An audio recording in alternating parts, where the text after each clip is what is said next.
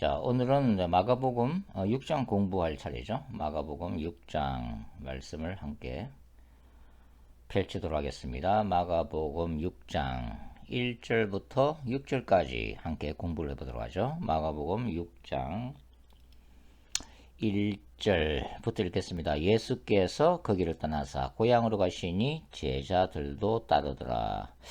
안식일이 되어 회당에서 가르치시니 많은 사람이 듣고 놀라 이르되 이 사람이 어디서 이런 것을 얻었느냐. 이 사람이 받은 지혜와 그 손으로 이루어지는 이런 권능이 어찌 됨이냐.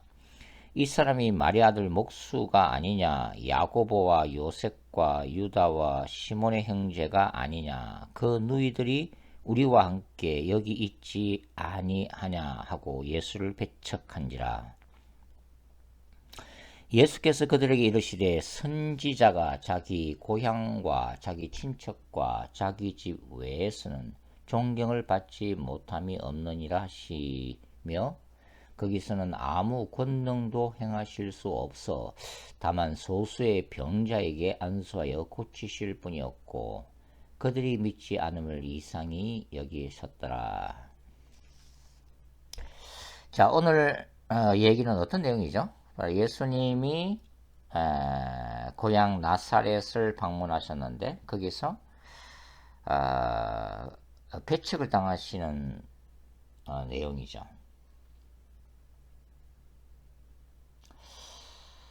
예수님의 고향 방문 기사는 공간복음서에서 세 군데에 기록이 되어 있습니다. 누가복음 4장에 기록되어 있고 오늘 그 마가복음 6장에 기록되어 있고 그 다음에 마태복음은 13장에서 이 기사를 다루고 있죠.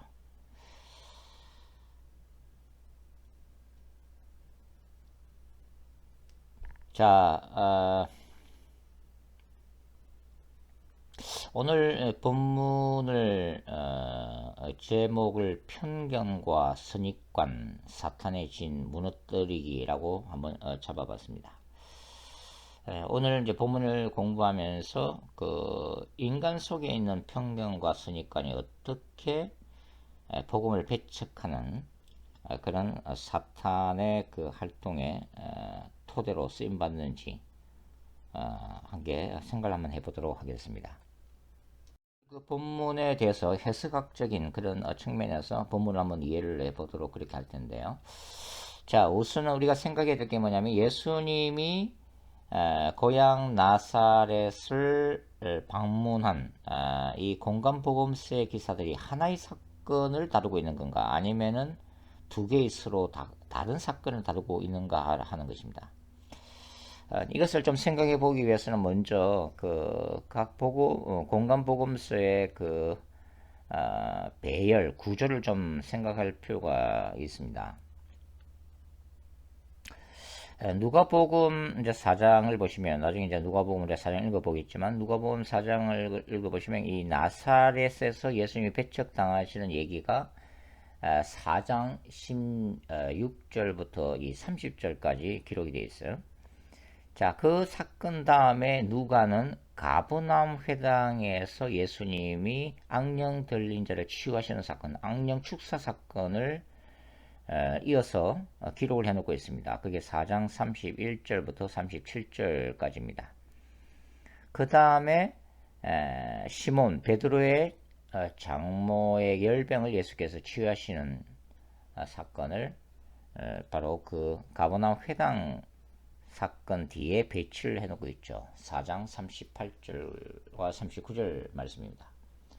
자, 마가복음의 구조와 한번 여러분들이 한번 생각을 해서 한번 분석을 한번 해보시면 좋을 것 같아요. 우리가 마가복음을 쭉 다뤄왔기 때문에 이제 여러분들은 마가복음의 전체 그림들을 이해를 하실 거라고 생각이 드는데요.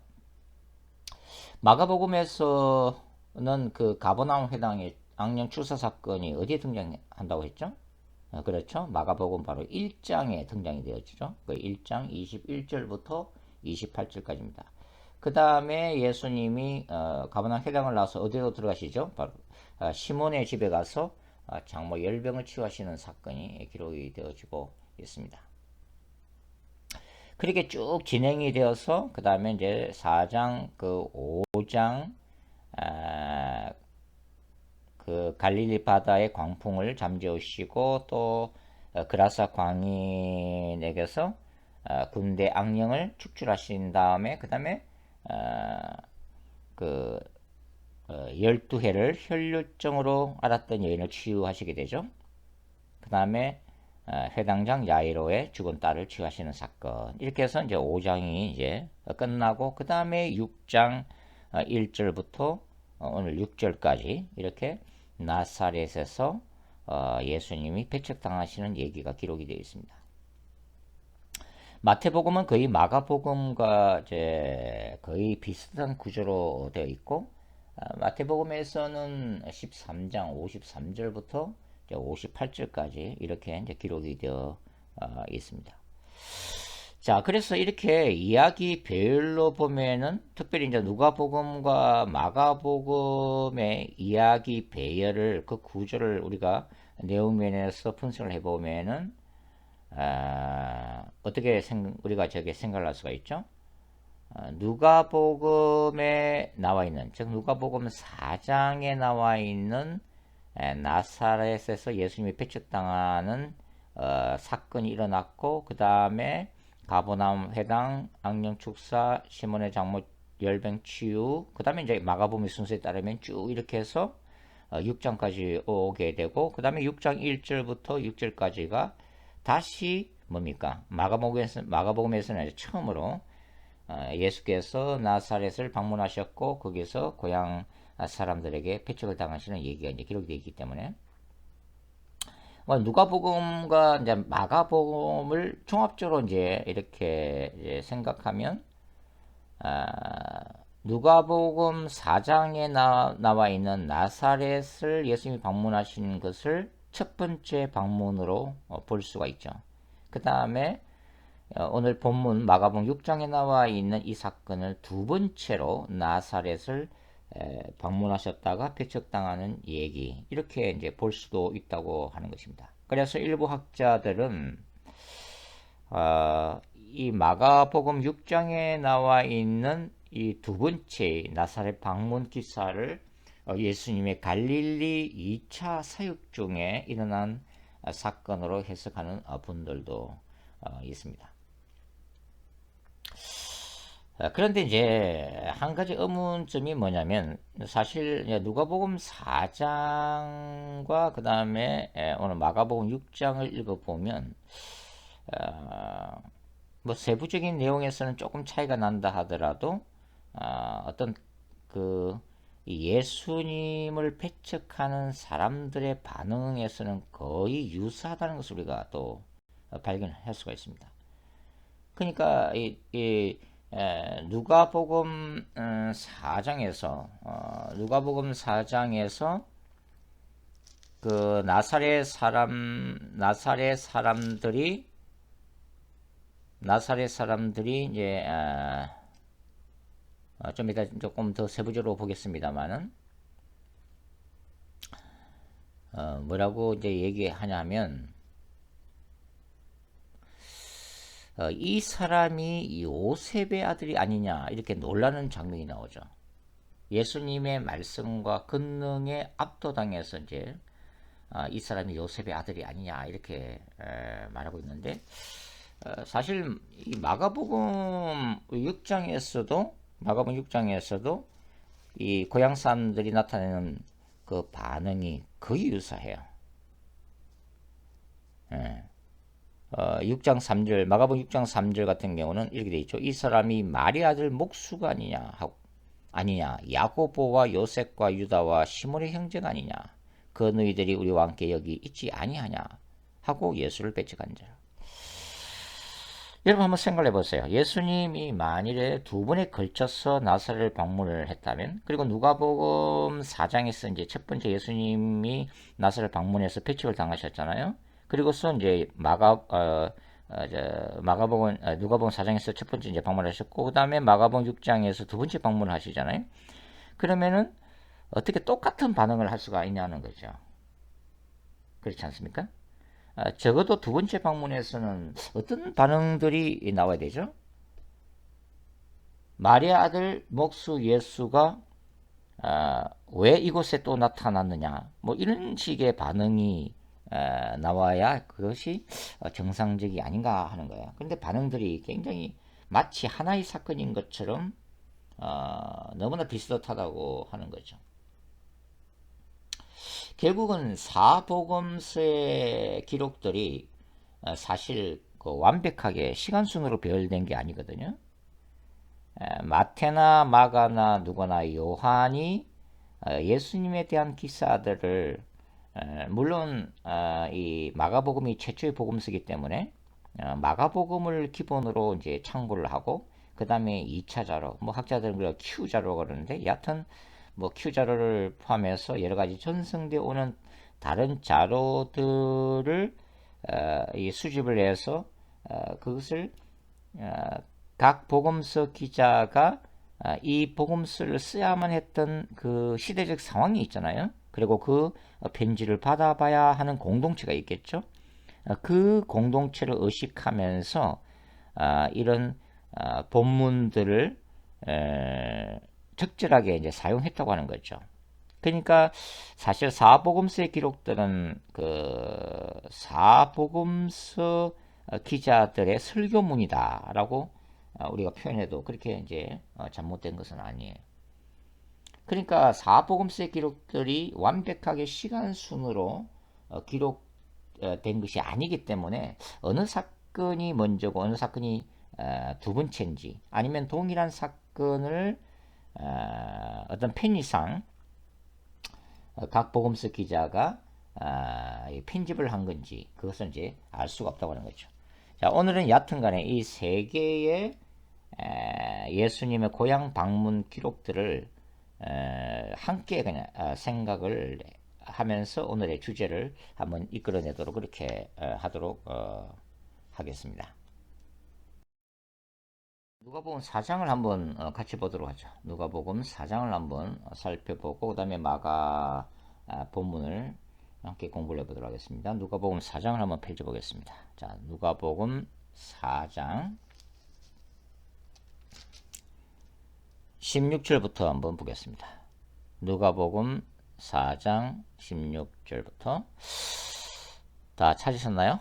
누가복음 4장 16절 같이 한번 읽도록 해보겠습니다. 예수께서 그 자라나신 곳 나사렛에 이르사 안식일에 늘 하시던 대로 회당에 들어가서 성경을 읽으려고 쓰심에 선지자 이사야의 글을 들이거늘 책을 펴서 이렇게 기록된 데를 찾으시니 곧 주의 성령이 내게 임하셨으니 이는 가난한 자에게 복음을 전하게 하시려고 내게 기름을 부으시고 나를 보내사 포로된 자에게 자유를 눈먼 자에게 다시 보게 함을 전파하며 눌린 자를 자유하게 하고 주의 은혜의 해를 전파하게 하려 하심이라 하였더라. 책을 덮어 그 맡은 자에게 주시고 앉으시니 회당에 있는 자들이 다 주목하여 보더라. 21절 이에 예수께서 그들에게 말씀하시되 이 글이 오늘 너의 귀에 응하였느니라 하시니 그들이 다 그를 정언하고 그 입으로 나오는 바 은혜로운 말씀을 놀랍게 여겨 이르되 이 사람이 요셉의 아들이 아니냐. 예수께서 그들에게 이르시되 너희가 반드시 의사야 너 자신을 고치라는 속담을 인용하여 내게 말하기를 우리가 들은 바 가버나움에서 행한 일을 내 고향 여기서도 행하라 하리라. 또 이르시되 내가 진실로 너에게 이르노니 선지자가 고향에서는 환영을 받는 자가 없느니라.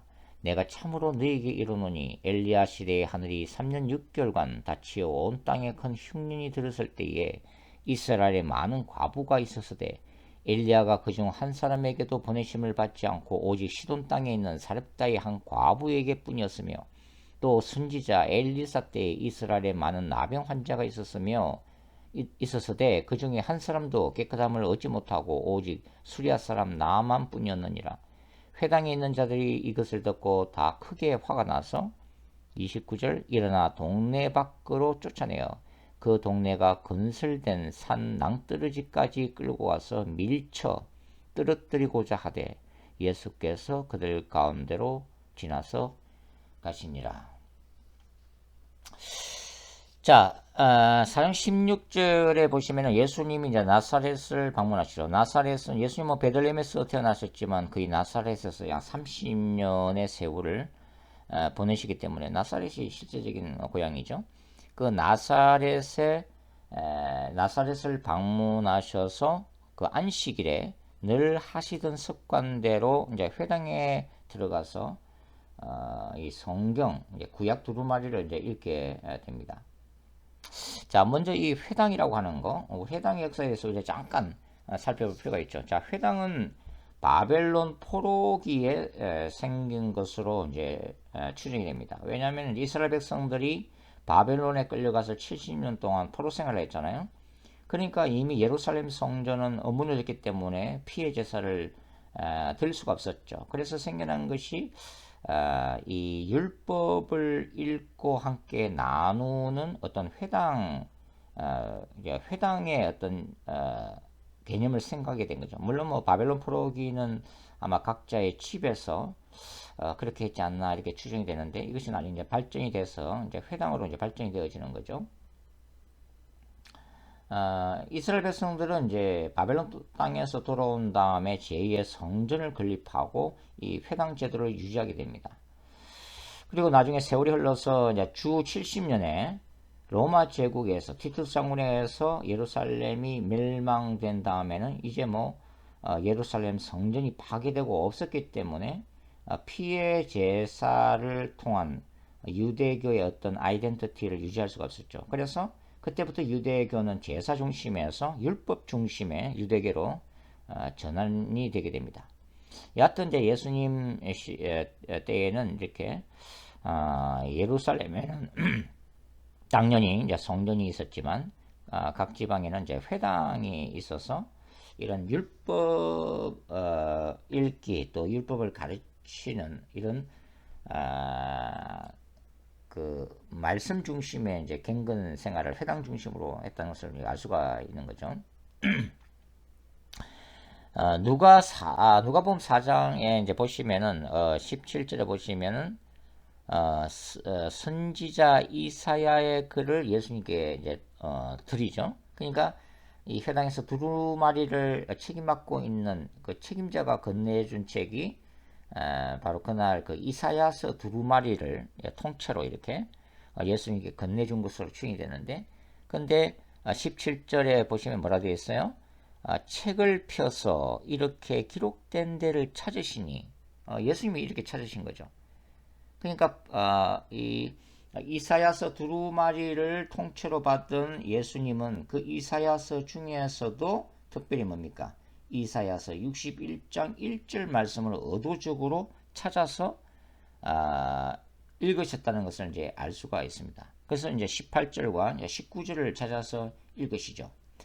자, 이 18절과 19절이 뭡니까? 주의 성령이 내게 임하셨으니 이는 가난한 자에게 복음을 전하게 하시고 내게 기름을 부으시고 나를 보내사 포로된 자에게 자유를 눈먼 자에게 다시 보게 함을 전파하며 눌린 자를 자유하게 하고 주의 은혜의 해를 전파하게 하려 하심이라. 이렇게 예수님이 이제 읽으시는데, 바로 이제 읽고 난 다음에 또 예수님이 뭐라고 했어요?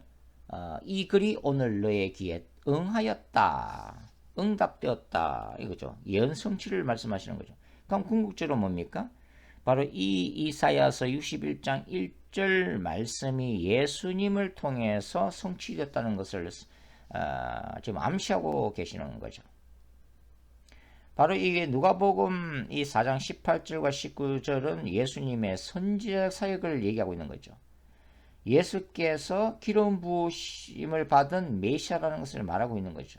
그리고 이 희년적인 선언은 뭡니까? 본래 희년은 땅을 시기하는 건데 이것은 예수님이 오심으로 인해서 죄와 사탄의 속박으로부터의 어떤 안식 개념으로 이렇게 적용이 되어지고 있는 것입니다.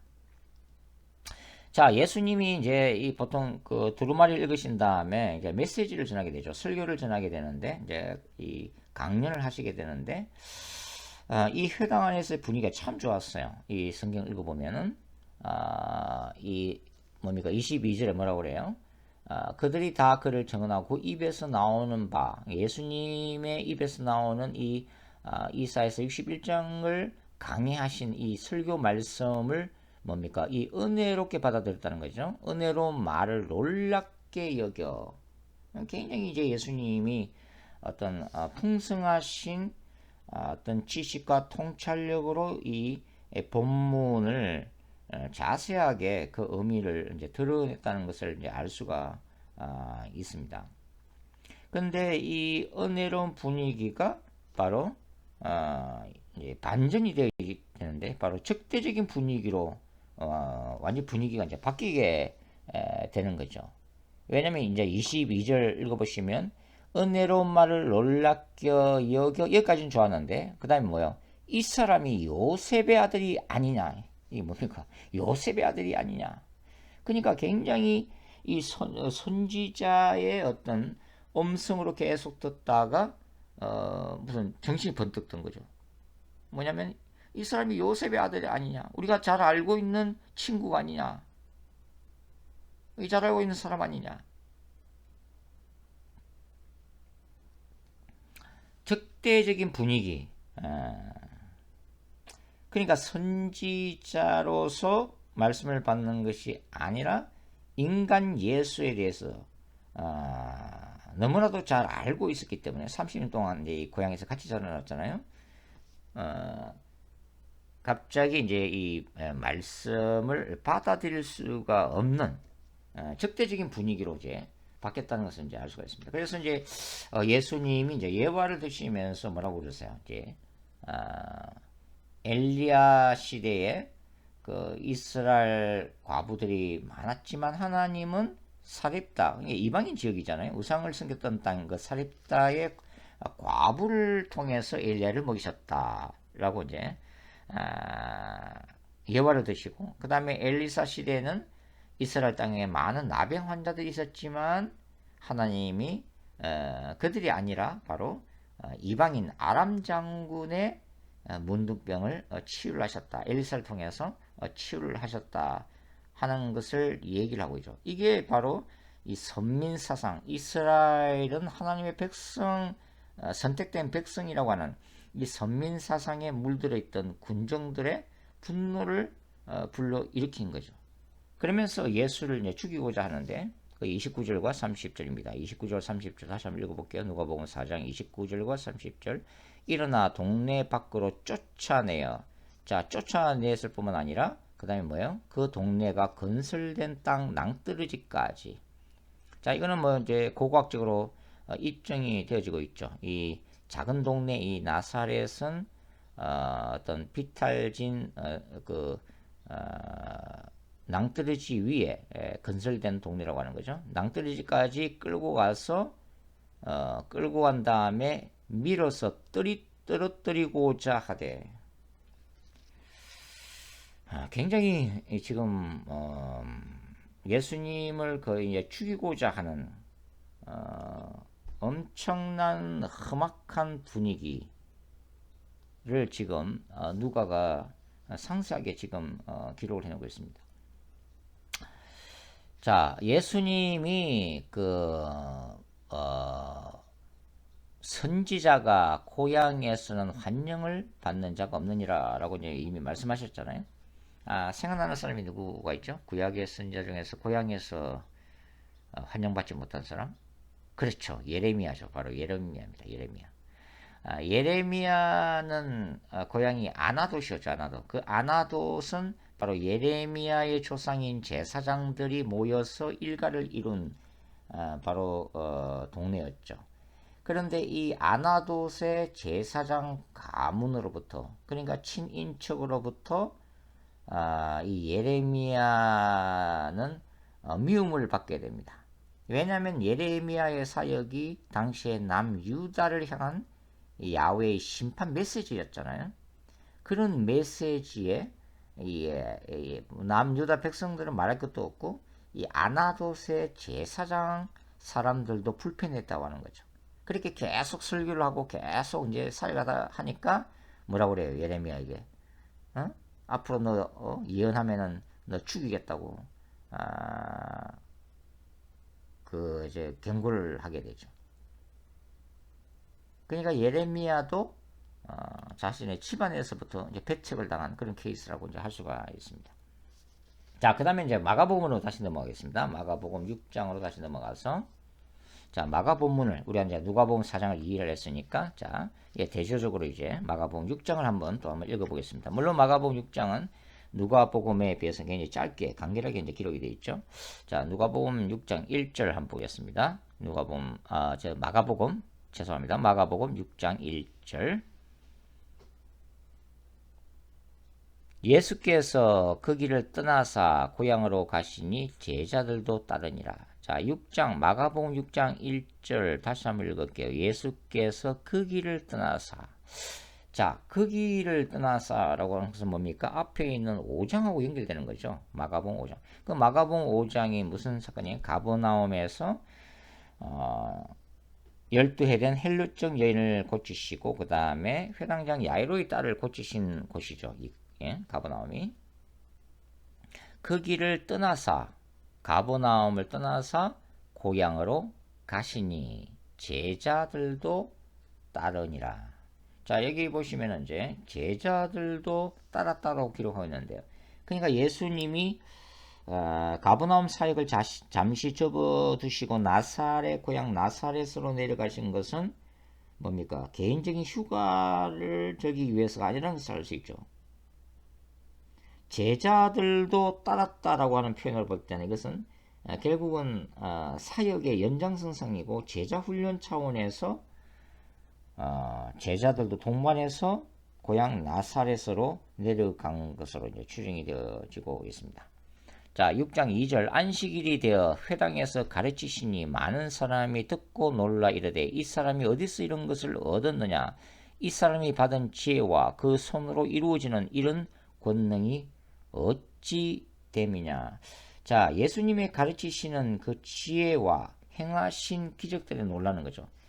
이 나사렛에서 기적을 행하셨는데 마가복음을 끝까지 이제 읽어보시면 뭡니까? 5절에 거기서는 아무 권능도 행하실 수 없어 다만 소수의 병자에게 안수하여 고치실 뿐이었고, 그러니까 몇몇 환자들에게 안수해서 예수님이 고치셨다는 거예요. 근데 그것에도 지금 이 나사렛 동네 사람들이 엄청나게 지금 쇼크를 지금 받고 있는 그런 장면입니다. 자, 그리고 이제 3절이 예수님을 배척한 이유가 이제 누가복음보다 더 상세하게 기록되어 있죠. 3절 다시 한번 읽어보겠습니다. 이 사람이 마리아의 아들 목수가 아니냐. 마리아의 아들 목수라고 표현한 것을 봐서는 이 육신적인 아버지 요셉은 뭐 이 당시에 이제 돌아가신 걸로 추정이 되어지는 거죠. 마리아 아들 목수가 아니냐. 목수라고 하는 이 직업은 뭐 나사렛이 굉장히 작은 시골 마을이잖아요. 그러니까 예수님은 아버지 요셉으로부터 이제 목수 일을 배우셔서 이제 어릴 때부터 아마 이렇게 집집마다 다니면서 아버지를 따라다니셨고 또 장성한 다음에는 집집마다 이 목수 일을 하셨던 분이죠. 그러니까 한마디로 나사렛 군중들에게는 너무나도 잘 알려진 사람이라고 하는 것입니다. 너무나도 익숙한 사람이죠. 결국은 나사렛 동네 사람들은 예수의 어린 시절부터의 성장 과정을 쭉 지켜본 사람들이잖아요. 그리고 그 가족 상황에 대해서도 너무나도 잘 알고 있다고 하는 것입니다. 특별히 이제 마가 6장에는 예수님의 구체적인 가족 이름이 언급되고 있는 것을 우리가 볼 수가 있죠. 여기 보면은 예수님의 형제들이 야고보도 있고 요셉도 있고 유다와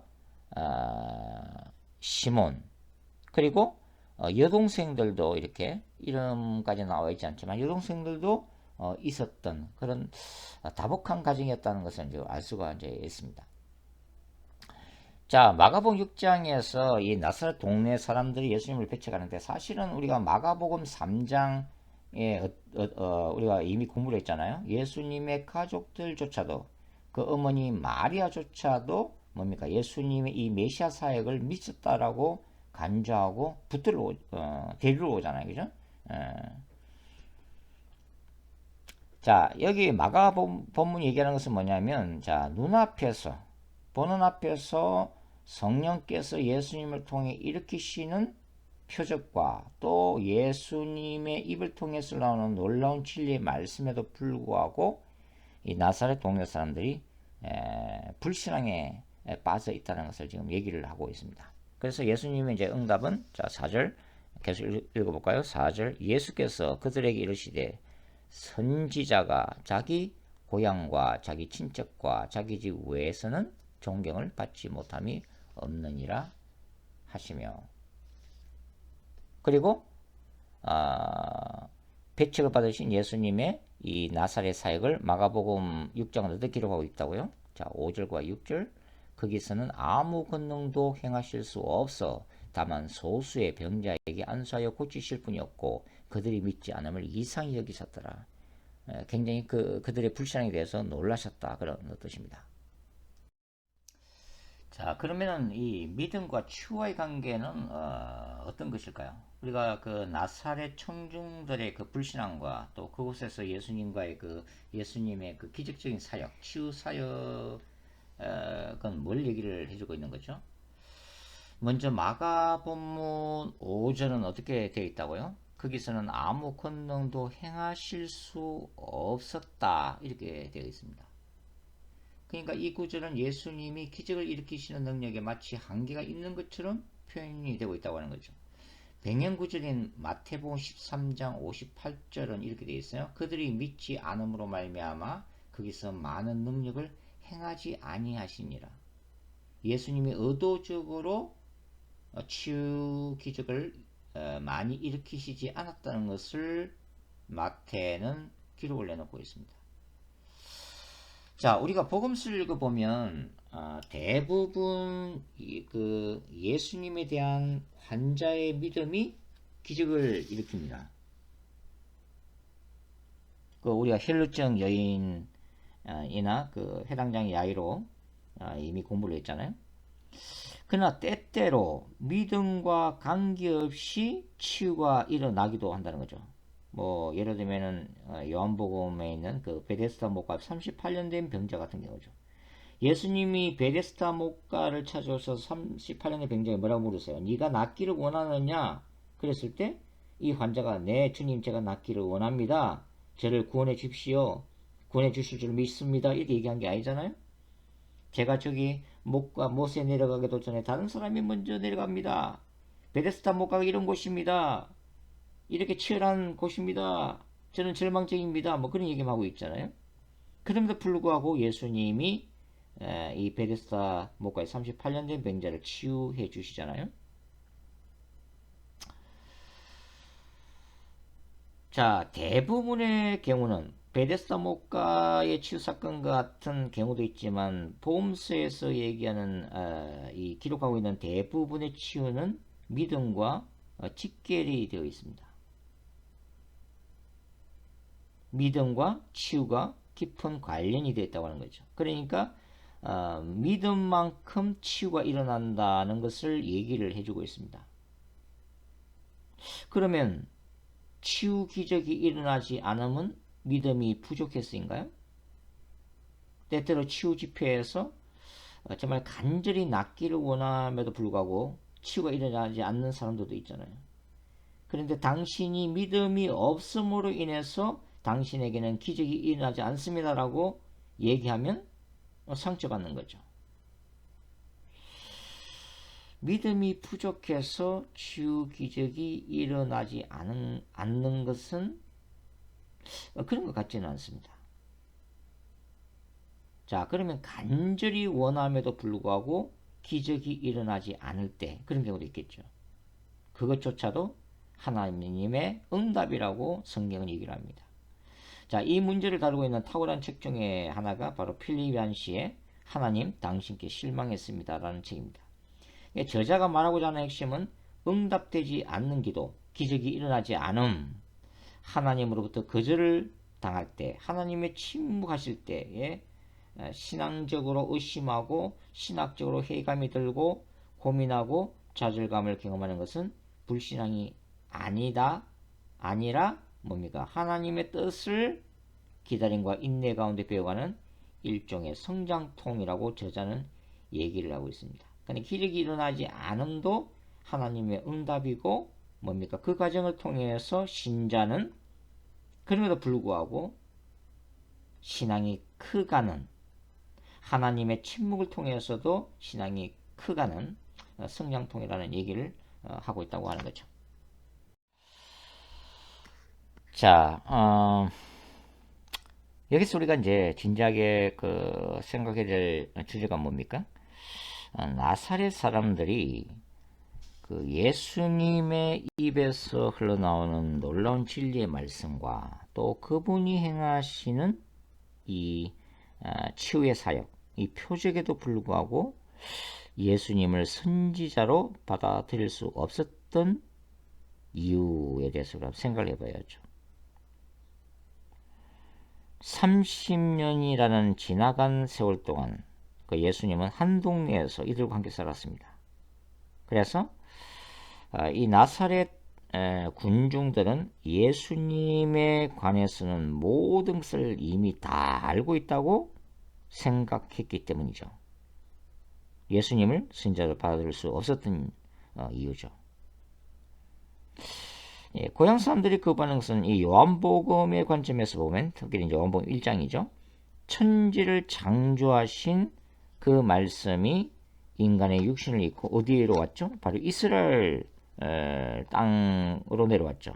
이스라엘 가운데 왔지만 그를 영접지 아니하고 예수님을 십자가에 못 박은 것과 같다고 하는 것입니다. 그러니까 나사렛 사람들이 예수님에 대해서 인식하고 있었던 절대적인 이미지가 뭐죠? 목수의 아들 예수죠. 목수의 아들 예수. 그리고 마리아 아들 목수였습니다.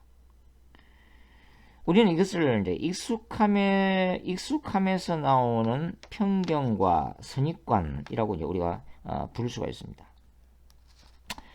목수와 선지자, 그리고 마리아의 아들과 하나님의 아들이라고 하는 이 개념 사이에는 하늘과 땅의 차이가 존재합니다. 중요한 것은 이러한 혼적 영역에서 인간의 생각이나 인식이 영의 세계에서는 사탄의 경관진이 된다고 하는 거예요.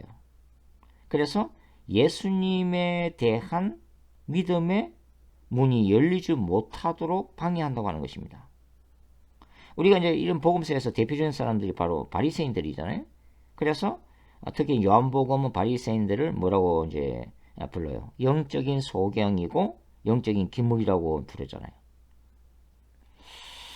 자, 우리가 사도행전 17장을 읽어보면은 바울도 이제 이런 사실을 실제로 경험한 분입니다. 이게 사도행전 17장에 어떤 얘기가 기록되어 있어요? 바울의 선교 여행 중에 이제 아테네에 가서 선교를 하잖아요. 아테네에 가서 이제 복음을 전하는데, 이 아테네는 바로 철학자들의 도시죠. 그러니까 로마 세계에 널리 퍼져 있었던 당시의 철학, 그게 스토아 학파와 에피쿠로스 학파, 스토아 사상과 에피쿠로스 사상이죠. 바로서 그런 이 스토아 철학과 에피쿠로스 철학의 뭡니까? 어제 보면은 본거지가 어디예요? 바로 아테네잖아요. 아덴이잖아요. 아테네. 그러니까 철학 사상으로 가득 차 있는 도시란 말이죠. 여기서는 철학적 사고를 하고 철학적인 토의를 하루 종일 했단 말이죠. 그리고 새로운 사상에 대해서 귀를 기울이고 나름대로 디스커션하고 무엇이 진리인가를 탐구하는, 바로 그는 철학자들의 도시, 철학자들의 고향이 바로 이제 아테네였단 말이죠. 근데 여기서 바울이 복음을 전했지만 결론적으로 어떻게 됐어요? 소수의 몇몇 영혼들만 구원했다고 하는 것입니다. 그러니까 이제 아테네에서의 바울의 선교는 어찌 보면은 열매를 못 거둔 거죠. 실패했다고 볼 수가 있는 거죠.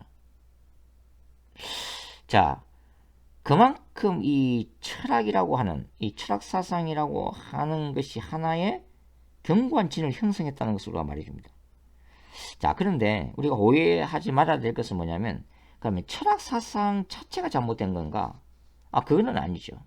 만일 철학 사상 자체가 잘못됐다면 크리스찬들은 철학 사상을 배우면 안 되죠. 그렇잖아요? 인문학을 배우면 안 되지 않습니까? 근데 철학 사상 자체가 잘못된 게 아니라, 인문학이 잘못된 게 아니라, 인간에 대한 탐구가 잘못된 게 아니라, 인생에 대한 철학 자체가 잘못된 게 아니라, 이런 것들이 뭐예요? 인간 안에서 말 그대로 절대적인 신의 자리에 올라가서 신의 자리에 올라가서 우상화된 되는 것을 되는 것이 이제 문제라고 하는 거죠. 그럴 때는 복음을 받아들일 수가 없다고 하는 것입니다.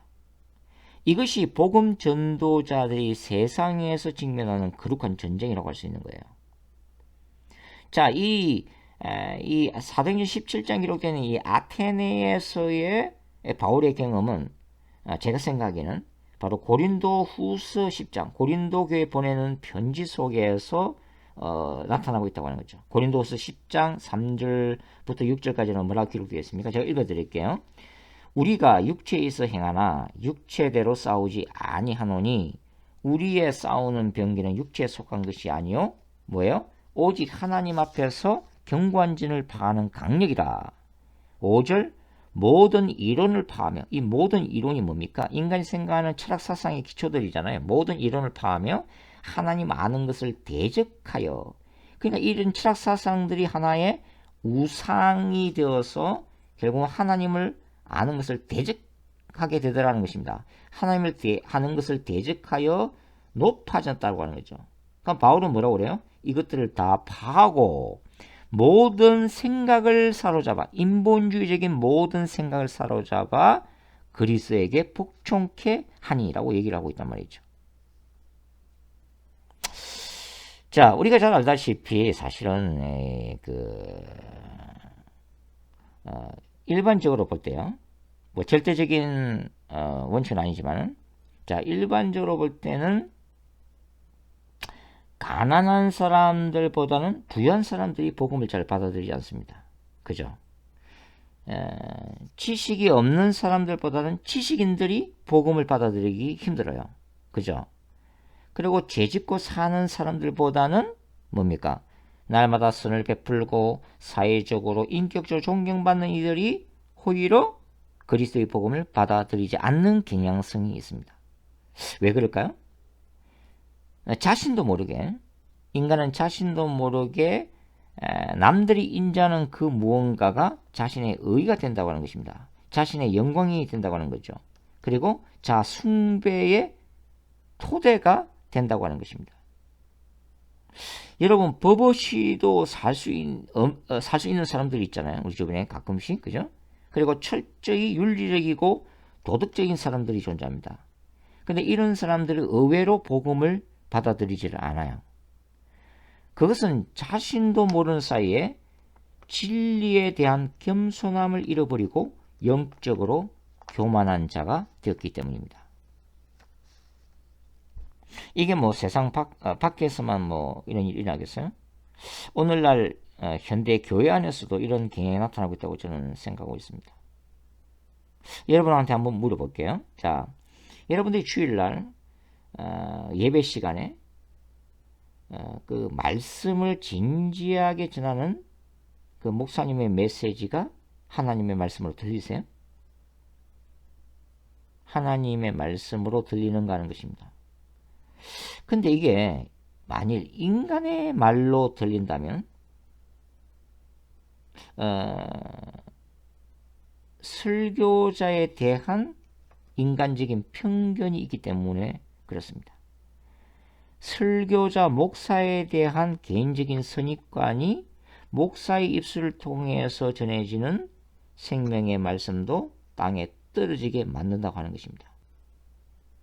자, 이런 영혼들은 그만큼 매주 그 귀한 시간에 듣는 말씀을 무시하기 때문에, 말씀을 거부하기 때문에, 말씀을 흘러버리기 때문에 어떻게 돼요? 그 영혼은 더욱더 굶주리고 공허해진다고 하는 것입니다. 우리가 이제 마가복음 5장을 이미 공부를 했잖아요. 그라사 광인 사건. 근데 여기 보면은 이 군대 악령 들린 이 그라사 광인, 그라사인을 보면은 이 사람이 악령 들렸다는 것을 금방 알 수 있잖아요. 왜냐하면 무덤 사이에 살고 고함을 지르고 쇠고랑을 쇠고랑도 감당이 안 되고 이런 현상들로 볼 때는 이거는 악령 들림이죠. 그죠? possessed with the devil이죠. 그죠? 사탄에게 사로잡힌 거죠. 그러니까 누가 봐도 알 수가 있다고 하는 것입니다. 근데 예수님을 지속적으로 계속해서 죽이려고 하는 이 바리새인들이나 오늘 본문같이 예수님을 거부하는 나사렛 사람들의 경우는 어때요? 어떤 생각을 하게 돼요? 악령 들렸다고는 생각하지 않는 거죠. 이것이 사실 영적으로 무서운 것입니다. 굉장히 무서운 거예요.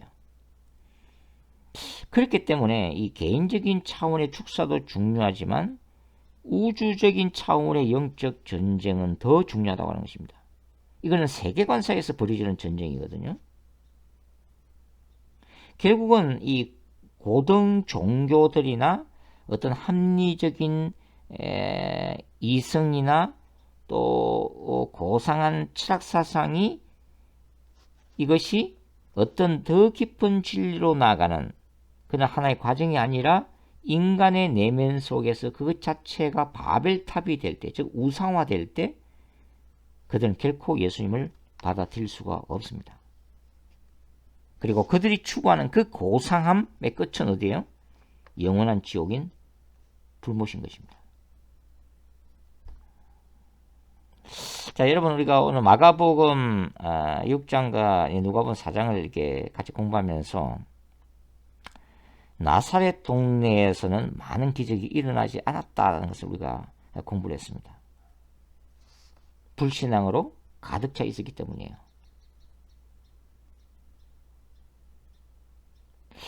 그러나 어떻게 보면 또 이게 복음서 읽어보면 나사렛보다 더한 곳이 바로 예수 사역의 중심지 가버나움이었다고 하는 거죠. 오죽에서 이 마태복음 11장 23절 보면 예수님이 이렇게 말씀하시잖아요. 화가 있다 너 가버나움아 내가 하늘에까지 치솟을 셈이냐 지옥에까지 떨어질 것이다. 너 가버나움에서 행한 기적들을 소돔에서 행했더라면 그는 오늘까지 남아있을 것이다. 결국 뭐예요? 이 가버나움 같은 경우는 숱한 기적이 일어났음에도 불구하고 참된 믿음의 사람들을 발견하기 어려웠기 때문입니다. 여러분 오늘 마가 본문에 따르면 나사렛에서 예수님은 많은 기적들을 행하지 못하셨습니다. 이것은 예수님이 기적을 일으키실 능력이 없었다기보다는 하나님의 육이라고 볼 수 있는 거예요. 그게 하나님이 강박한 마음을 그대로 내버려 두심이에요. 또 마태복음에 따르면은 또 다른 식으로 표현이 되어 있어요. 예수께서는 소수의 기적만 행하셨을 뿐 많은 기적을 행하지 아니하셨다. 이 마가 본문에서는 많은 기적들을 행하지 못하셨다 이렇게 되어 있고 마태 본문에서는 많은 기적들을 행하지 아니하셨다. 그분의 의지에 따라서 기적들을 행하지 아니하셨다고 표현을 하고 있어요. 그러면은 왜 예수님은 많은 기적들을 행하지 아니하셨을까요? 그것은 불신과 의심으로 가득 찬 곳에서는 기적 행함이라는 게 아무런 의미가 없기 때문입니다. 그러니까 기적은 사람들의 구경거리만 될 뿐 하나님의 영광이 드러나지 않기 때문이라는 거예요. 치유 이적의 의미가 뭡니까? 병자를 향한 하나님의 긍휼이기도 하지만 궁극적인 목적은 뭐예요? 그러한 표적을 통해서 그러한 병고침을 통해서 그러한 악령 축사를 통해서 뭡니까? 하나님 나라의 복음을 믿고 구원자로 오신 예수를 영접하여 영원한 하나님의 나라에 들어가기 위함이라고 하는 것입니다. 그러니까 진리에 대한 열정과 겸손함이 없이 나의 생각이라는 틀 속에 편견과 선입견이라는 렌즈를 통해 세상을 바라보면 우리는 늘 실패한다고 하는 것입니다. 특히 이 구원의 문제, 그리스도 복음에 대해서는 더더욱 그러하죠. 결국은 진리 앞에 겸손한 자만이 구원을 받는다고 하는 것입니다. 말씀 앞에 겸손한 자만이 은혜를 입는 거예요. 진리를 거부하는 그 무엇, 자신 속에 진리와 예수보다 더 높아진 그 무엇이 있음을 늘 인식해야 하고 그 사탄의 경관진을 성령의 능력 안에서 날마다 깨뜨린 자가 영원한 하나님의 나라를 기업으로 받을 것이라고 하는 것입니다. 자, 오늘 여기까지 하겠습니다. 또 다음 시간에 또 마가복음을 가지고 또 함께 공부하도록 하겠습니다. 수고하셨습니다.